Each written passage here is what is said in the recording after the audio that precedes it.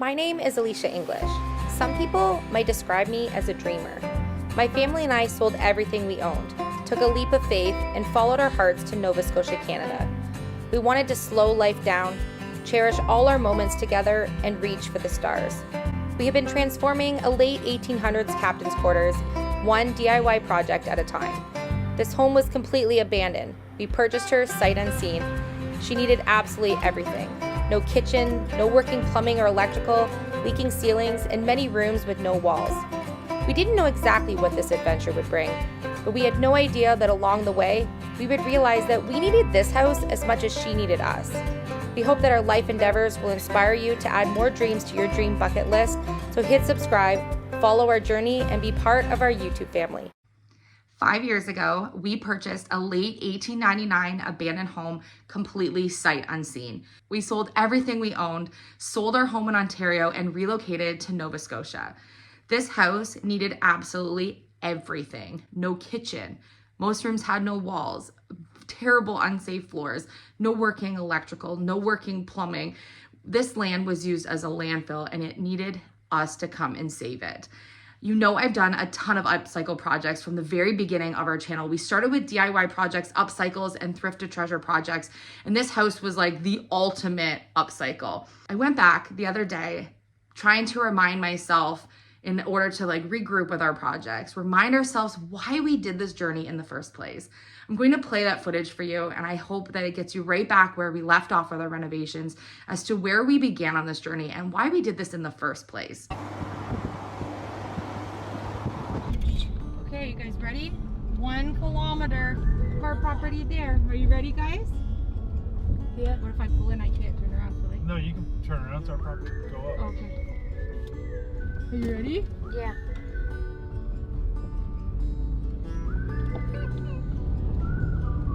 Oh my gosh, look at this. We made it! Look at our house! It looks so I'm gonna get stuck. That's okay. Oh my gosh, you guys. Oh my gosh. Baby. It's gorgeous. It's so nice. Come out and see your house. You gotta have your shoes. Come on, Dad. So I'd be lying if some of the transformation of this house didn't get overwhelming over the past 5 years, especially while we laid on and layered also beginning our entire farm here and cleaning up the land. We have made huge progress on this acreage over the past 5 years, but we've kind of lost sight as to why we did this in the first place and really want to focus on what this house needs, what we need to do to get back on track with our renovations. So this new series, we are going to continue making this house a home for us. We're going to start basically at the beginning and work our way through the entire spaces. During today's video, we are going to tackle this back wall in our dining room eat-in spot that we have in the kitchen space that we built when we built our DIY kitchen for this house. We don't always have the best sunlight coming into the home all year round, and I find winters a little gloomy here. So one of the things I want to focus on when we're redoing spaces in the house is adding some more color into this space. But I would like to add a bit of an accent wall to this eat-in dining room space. I keep seeing this wallpaper pop up. Every time I load into my Pinterest, I see this same wallpaper and it is speaking to me, and we're gonna put it on this wall. But I don't wanna pay for expensive wallpaper, and I actually can't even find the source for the real wallpaper. So we're going to DIY our own faux wallpaper. This means that if I change my mind down the road, it's just paint and I can roll over it and I never have to peel off pesky wallpaper down the road if I change my mind. So we are going to tackle our DIY faux wallpaper. First thing I wanted to do was look at the actual shapes and design of the wallpaper and see how I could DIY that myself. So I looked online for pictures of roses or flowers that I thought would be a really good fit. Because I have a Cricut Maker 3, I thought I might as well use my Cricut to be able to do this. Doing a trial test to see what sizing some of these roses are going to look like, and then when I put them on the wall I can make a decision on if I want to make them bigger or smaller. Because I only have so much wall space, I have a little bit in between each of these windows and then along the bottom. What I'm planning to do is kind of starting in the middle of one of these sections, and then I'll just spread my way out this way. I just think that will give me a better visual on where the pattern is going to go. Before I went to bed last night, I did a little bit of touch-ups on this wall. I washed it, did the windows, and then I did a fresh coat of white paint on the back wall. Okay, I'm putting my first stencil on the wall, and I'm hoping that once I sponge paint this, if I peel it off really quickly, I'm hoping that I can just move it down where it's going to go. But I want to make one and see if I can do that first before I get ahead of myself. The color I'm using is called Dusty Cornflower, and I'm going for sort of a faded look. So I'm going to use just a light amount of paint. I don't want it to be completely solid because we want it to kind of look vintagey, similar to what the original wallpaper looked like. Okay, the moment of truth, I hope I can get this stencil off so that I can just move it down and not make a new stencil for every single one of my flowers. Gentle, gentle, gentle. Ooh, so far so good. It'll get less sticky as I move the stencil as well, which might work to my benefit. Okay, we're still in one piece, no rips or tears. Yay! One tiny piece, which I think I can fix. Okay, now I need to, oh, that looks so pretty. Now I need to figure out how far down my next one's going to go. So I think I'm going to use a spacer.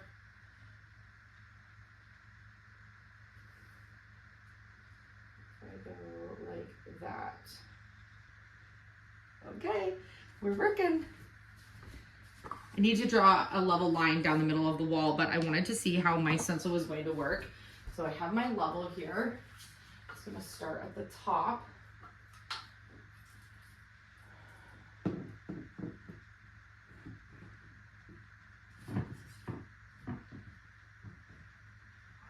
My first flowers look really good, and now I'm just making a few pencil lines on the wall using the level so that I can know where my center is and work my way down. Hopefully this works. This is gonna save me some vinyl because I really don't like reprinting, and wasting plastic. So if I can just make one stencil that I use for the whole wall, that will make me feel better.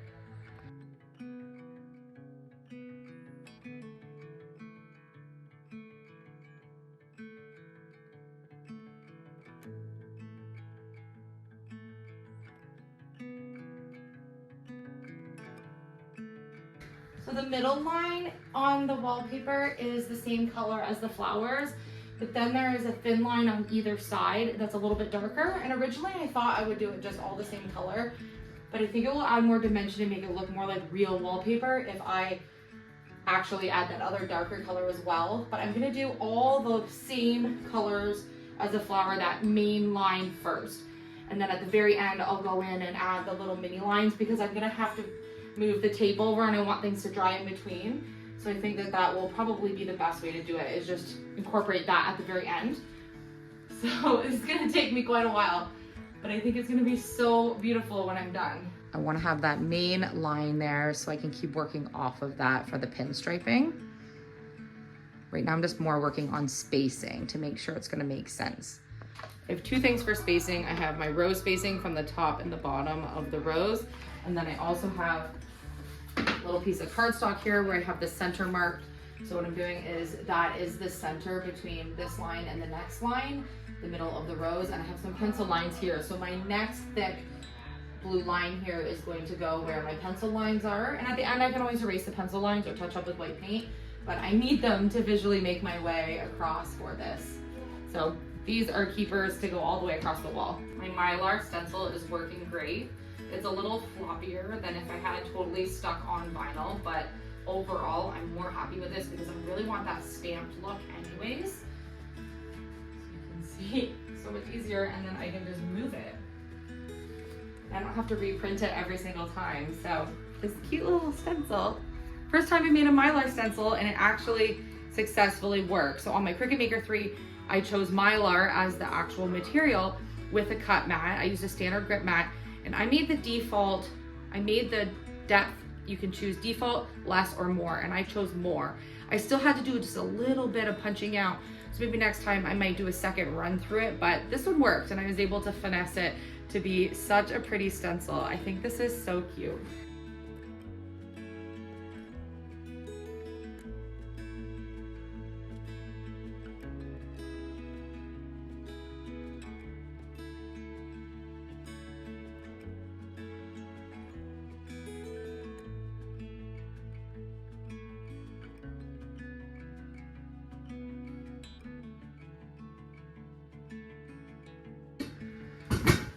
And then once I have this side on, I do the other side blindly, just leaving a very thin, about 1/4 of an inch.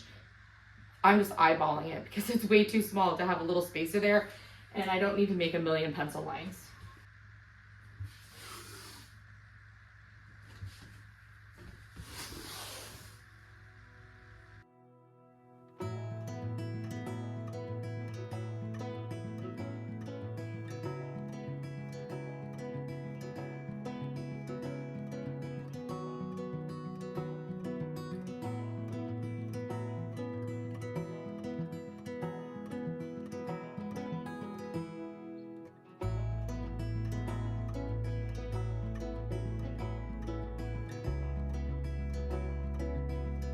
Okay, I think I want to try to do the double dark line just on these first two. I need to also do my measurement for where my line is going to be on this side. So all I'm going to do is make my pencil line here. I'm always just going to go off of the lines that I already have leveled out. So now I know that that is my next big solid blue line. And then on this side is my other big solid blue line.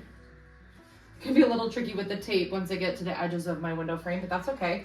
So I'm gonna do the dark line on these two, just so I can see what they're gonna look like, and then I can keep carrying on. I had one little paint scuff here, but again, I can fix some of those little things, some pencil lines. In the end, I can touch up whatever I want.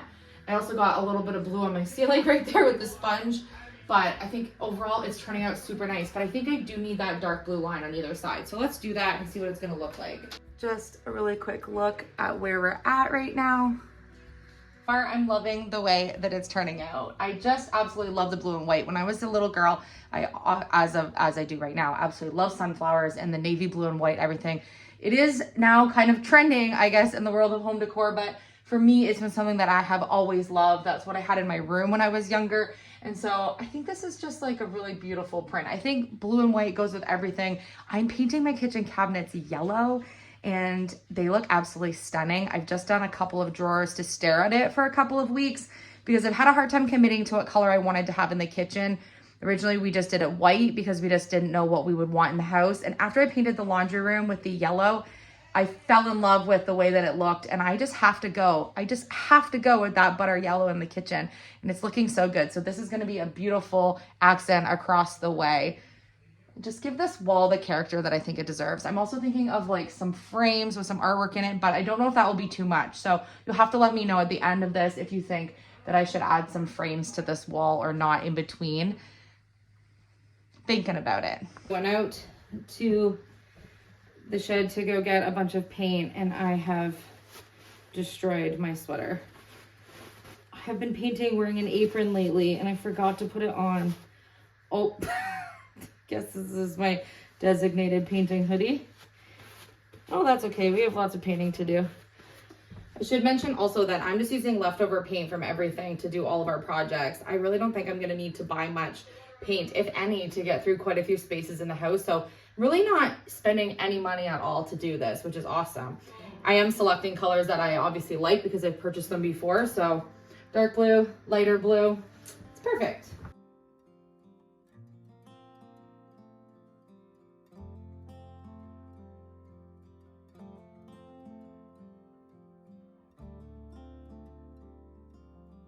And then now I have that as a guide.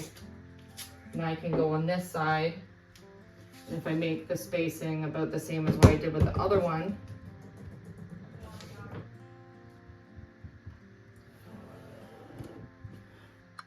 I think that's the only way I can do it.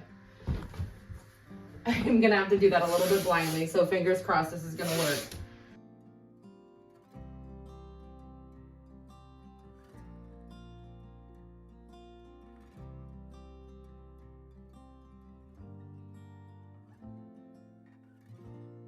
This tiny section right here, very close to the trim, was a pain in the neck. I have the lighter blue stripe on. I still need to pull this off and then do the dark one. I have the triple stripe on this side. I'm about to do the second dark line on this side. This is my little scuff mark, so just ignore that for now.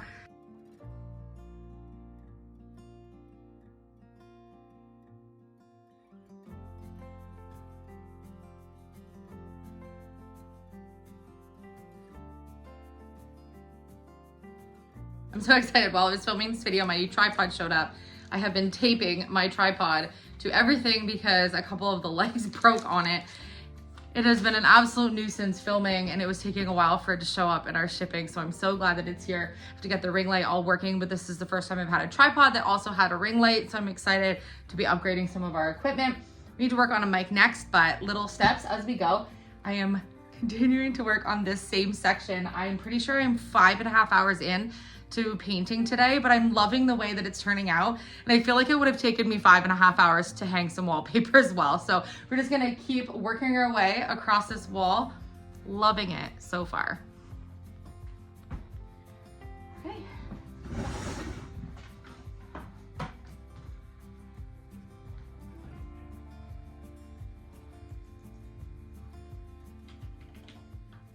One of the other reasons why I was a little bit concerned with hanging wallpaper in our house is because we heat only with wood. And so our temperature in the house fluctuates like significantly throughout the year. Not to mention, we're in damp kind of Nova Scotia air. And I just always wonder if a paper, like a wallpaper to the wall, would ever, go off a little bit because of the dampness. I have quite a bit of more wall to do behind me. I'm not getting as far along this wall today as I thought that I would. This section that I did literally took me close to 6 hours. I've now done a ton of pencil lines on the furthest section by the door, and I'm working my way across. I'll be able to follow those lines now. I think the process will go a lot faster now that I've got my spacing and everything all figured out. But this DIY faux wallpaper is definitely a win. I've done so many DIYs over the years, and doing faux wallpaper, probably one of my favorite projects that we've done. This is a much more economical way to be able to create some beautiful accent in your home, and I just love it. So I'm gonna continue my way.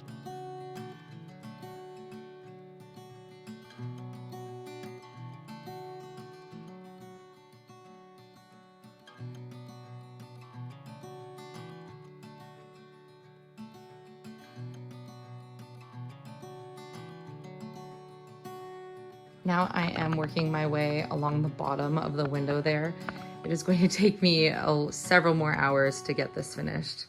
I'm continuing to make my way down this wall. Definitely not going to finish this project tonight. These projects sometimes take a lot longer than you ever anticipate, but I think it looks so dreamy so far.